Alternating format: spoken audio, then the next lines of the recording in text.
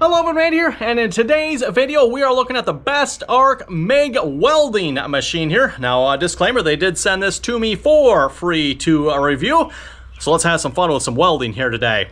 We'll start off by unboxing the machine here. And by the way, we have the MIG 145-9. I'm not entirely sure, to be honest with you, what the 9 stands for, but that's maybe just the number of accessories. Speaking of accessories, by the way, real quick, here's what's all supposed to come in here, description, all that good stuff. You can pause that if you want to look at that. 220 volt plug on this one. I got this well packaged here.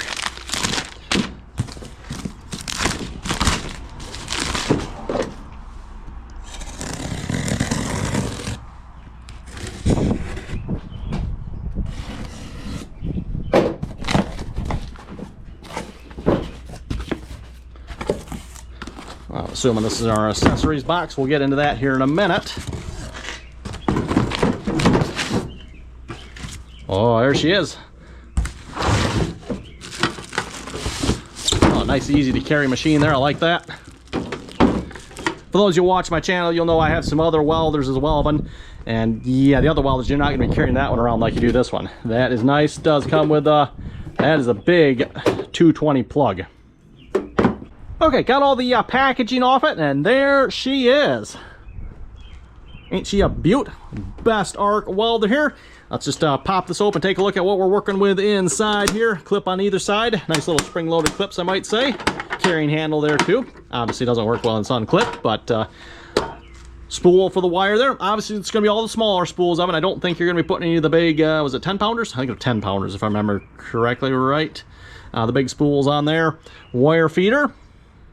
And then, oh, that's kind of nice. Has all the different settings up here. So if you're going to do, in our case, we're going to be doing flux core oven because I don't have any gas here. So flux core welding, V-groove. Here's a good thing to note, Evan, with the polarity. So if we have solid core with gas oven, we'll do the DCEP. So positive polarity on. Okay, apologies, Evan. GoPro stopped recording there, so I was just explaining here the polarity. Positive polarity, I believe that's on the gun. I'll double check that here. And then negative on the gun. So if we have the flux core, which is what we're going to be doing, so negative gun. Of course, no gas. Gas flow, not important. Wire, and I think it comes with a couple different wires if I understand it correctly. Or maybe it's the one wire in different tips. Yeah, there's so 0.4 inch, 0.08, up to 1/4 inch. Basically up to 1/4 inch there. Greater than 22, 160. So yeah, good to know. There's the feed assembly roller. And then to switch our polarity oven, it's actually pretty simple on this one. Just, and this is for the gun here, by the way. So you take this plug here and negative or positive. In our case, it was negative, right? Yep, so we're gonna put that in the negative one. Feels like we need to rotate that the other way. Yep. With these plugs, by the way, Evan, usually they twist one way, so I always like to pre-twist it the opposite. So when you put it in, it twists up and in and locks in. Here's the gun, by the way. Just nice basic gun, nothing, you know, fancy. Tip on it. We'll have to check and see what size tip is on there. And then let's get into our accessories here a minute and see what we got for our accessories. So we got our gas hose. We won't be getting into that one. Again, I don't have any gas here. I think there's a regulator here somewhere for that as well. Oh, there's a wire.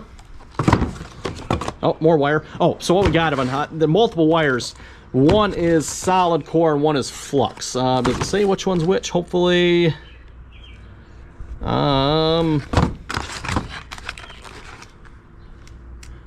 Here, okay, yep, good. It says flux core on that one, so there's our flux core. That's the one we're gonna be using, that one. Plug adapter, we're gonna be actually using this here today because I've only got 110 out in this garage, so we're gonna be making use of that, seeing how this welds in 110. There's our grounding clamp, and then you can also stick weld with this as well, so that's actually really nice, Evan. You can both MIG and stick. So there's your stick. There's your accessories for the MIG gun here. A little wrench for it. Different drive roller. I don't think it said anything in here about different drive rollers, did it? It's got the same drive roller on both of them, so I'm not sure if that's just a spare one. I'll have to double check, and if I notice anything, I'll let you folks know. But different size tips there as well. So that's all the accessories. Our instructions, yeah, we don't need those. Then also a carrying strap if you want that. And then, like I said, there's a roll of gas wire there as well, regular MIG wire. Okay, let's get this plugged in, fired up. We'll get some wire in that and see how she welds. Okay, but let's turn it on here. Power switch in the back here. And I've got it plugged into 110 here, by the way.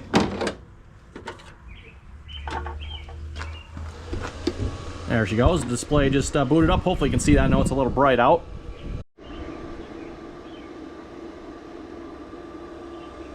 Okay, well, let's get the wire loaded here. And while we're loading the wire, I forgot to mention one thing here earlier.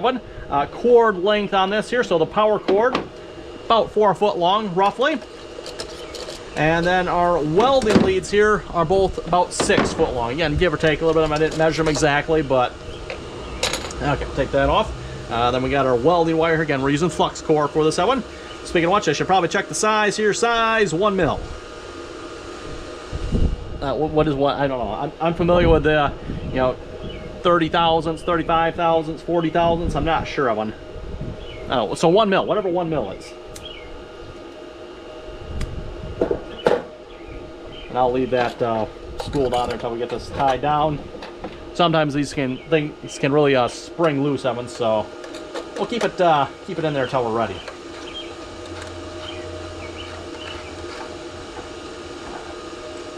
There we go. Don't want it too loose, Evan, otherwise it'll just uncoil itself. That feels pretty good to me. I'll have to go get a wire cutter here in a minute so we can cut that. Again, being careful not to let go of this here one. I've made that mistake before. Try to straighten out this first little bit here.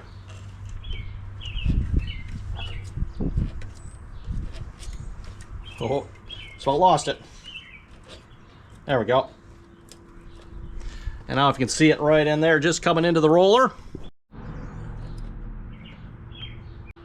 And now that we're into the roller, we'll just push the wire feed button. Boy, is this a button I wish some of my other welders had. I mean, that's handy. Oh, might have to loosen that up just a little bit here, get that actually in there.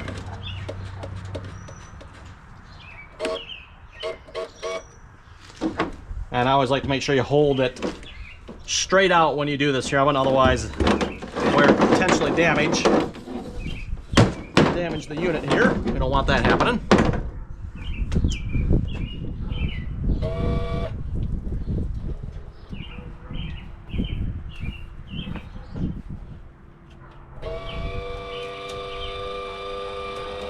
Okay, I felt it get to the gun here, so it should be popping out any minute.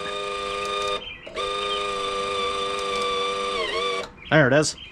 And yeah, we don't obviously want that much when we're welding. Oh, right there, so it should be good. Okay, now we gotta check our settings, Evan, and then we should be ready to weld. Forgot to mention, by the way, before I fed this, Evan, I did check the tip here. This is a 1 mil tip, which apparently is 40 thousandths. Good to know. Actually, I probably should have known that because I think 1.5 mils is 60, so that would make sense. 1 mil, 40 thousandths.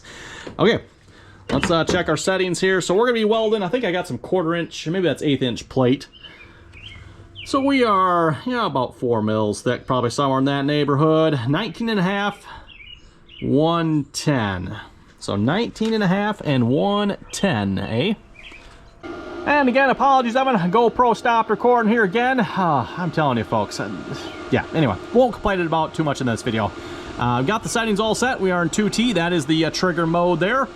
So basically means when I pull the trigger, it'll keep welding as long as I pull the trigger. 4T, I mean, you got to pull it, release. It'll keep welding until you pull and release again.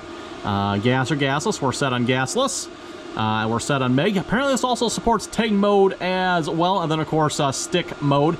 Does not come with a TIG gun, so I'm assuming you have to buy that separately. Our wire size here, we are at 40 thousandths, and then per the settings up on there, 110 and 19.5 volts. So let's give this a try here. I'm not sure on its limit on 110, but I'd have to go look at the book on that. But I know at 110 you're going to be a little bit limited here. We're not going to have the full power this machine can probably output here, because yeah, we don't have it plugged into 220, unfortunately. Okay, man, feel free to make fun of me here. I forgot my welding helmet, Evan, so we're going to do the blind weld here and see once how this goes. If it goes horribly wrong, Evan, I'm going to have to wait till tomorrow. I'll get my welding helmet, and then we'll see if we can do some proper welding here. But I'm going to try it first without it. we'll see once how it goes. Okay, man, we're gonna see how well I can weld here without a helmet, and then we might need to go get a helmet, everyone. So I'm not the best of welders here, but we'll give this a try.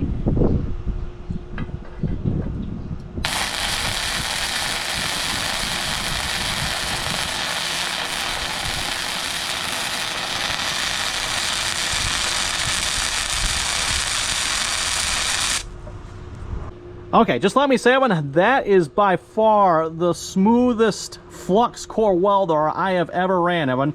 I've got a Harbor Freight unit, and then I've also got a Forney, like a really, supposed to be a really good welder, right? I mean, I don't have a, what's the really good ones here again? The blue, I can't think of their name now, and apologies. I don't have one of those, of course, but I do have a Forney, which is supposed to be a really good brand as far as I know. And boys, this thing, that is a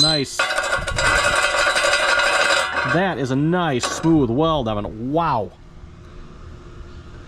That is, I am very, very impressed with that one.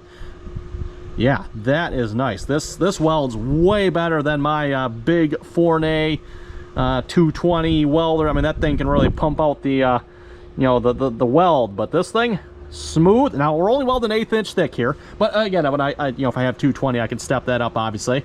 But wow, you know what? I think we're gonna lay one more bead, everyone. We're not welding anything together here. We're just laying a bead on some plate and seeing how it welds.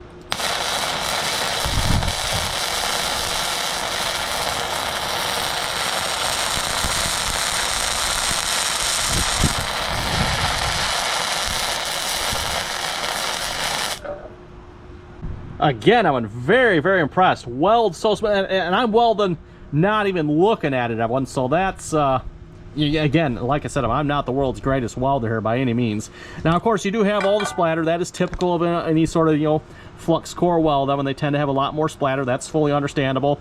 You know, if you want to get rid of a lot of that, you have to go gas, and that really helps with that. But for a flux core weld, everyone, that is, call me impressed. I like it. So I think we're going to wrap this video up, everyone. Okay, everyone, call me impressed, and definitely getting my recommendation on this one, everyone. For those of you looking for a nice little welder here, you know, again, this is no huge machine, everyone, but claims it can weld up to 1/4 inch thick, which for most what I would probably ever do, and you folks as well, 1/4 inch is probably plenty. You know, you can always do more than one pass as well. So yeah, really impressed with how that welds, everyone. Again, I've got a big Forney welder at home, expensive machine. And for those of you who watch my channel, you know I have never really said anything good about that machine. It does not weld well, in my opinion. It's a rough machine. And maybe that's just me, Evan. I am not the greatest welder, but at the same time, too, that thing is... But this welds smooth, that one. I like it. In fact, maybe I have to replace my Forney welder with this here. I've got actually 2 welders, Evan. I've got another knockoff brand. I forget. Oh, it's a Raymond? I think it's a Raymond or something like that. I've got a welder, Evan. It has the stick and plasma cutter and TIG on it. It works pretty good. Now, it works. It's a stick welder, Evan. So that one does not have the MIG function. But my big Forney welder has the MIG, TIG, and ARC. It arcs okay, nothing great. The MIG is absolutely terrible on it, and I'm not a TIG welder, so I've never tried the TIG function on that particular welder. But and again, this one supposedly, according to the display, has the TIG function as well. I did look in the book, I didn't see anything about a TIG accessory, but it has it on there, so I'm assuming you can TIG with this somehow. I don't know of one, but anyway, it is on there. So with that, you folks have any comments or questions, be sure to leave them down below. Again, definitely gets my recommendation of a 220, 110, or we're using 110 here, by the way, so it's not ideal typically when it comes to welding one, but this machine does beautifully. Links and all the information down below in the description if you want to check that out. So again, you know, help support the channel and go check them out. If you're looking for a welder, definitely recommend this machine here. So again, thanks for watching, everyone. Until next time.